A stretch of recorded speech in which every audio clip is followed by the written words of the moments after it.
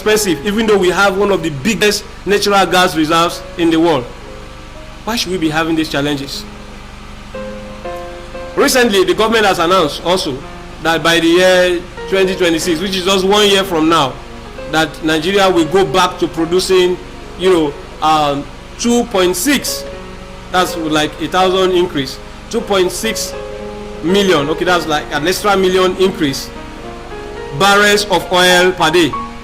Okay, so we were doing 2.5 million barrels of oil per day in 2010, and then the decline between 2010 and now has been very, very massive.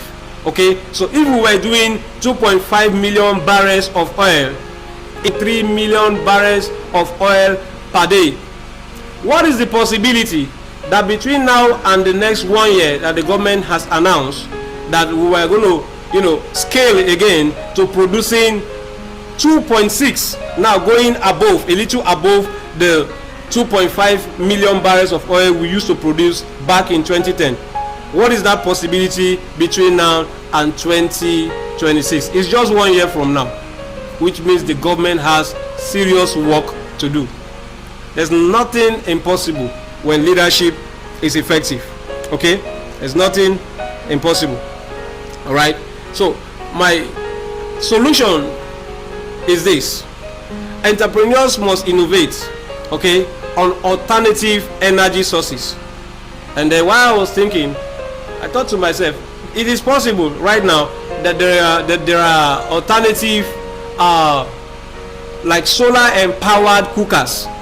It is possible that there are. I've not seen any, but if I were to provide a solution, I will advise our scientists and our entrepreneurs, why not look at alternative sources of energy that can solve this challenge of gas? Because I just told you that even though Nigeria has one of the largest natural gas reserve in Africa and even in the world, I think the Nigerian natural gas reserve is about 3% of what the whole world has, being 5.9 billion cubic meters.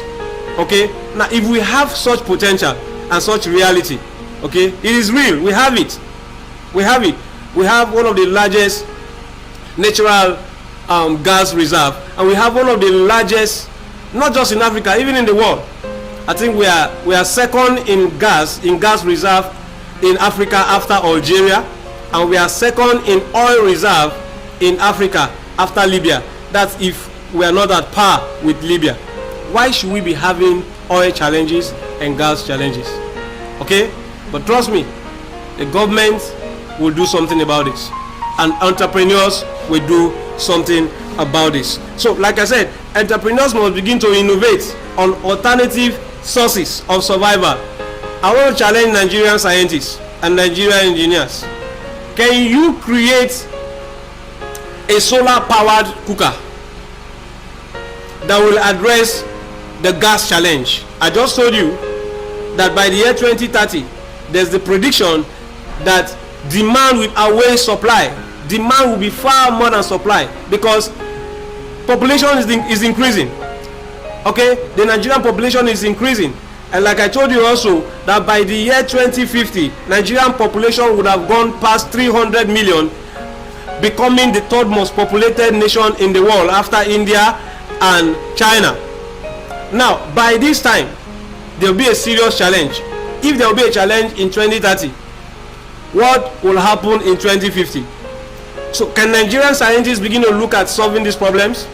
Recently, I saw how a young man propounded an solution to light, and then he created and designed something, went to China, and then with water and salt, he can power that device for almost 70 hours.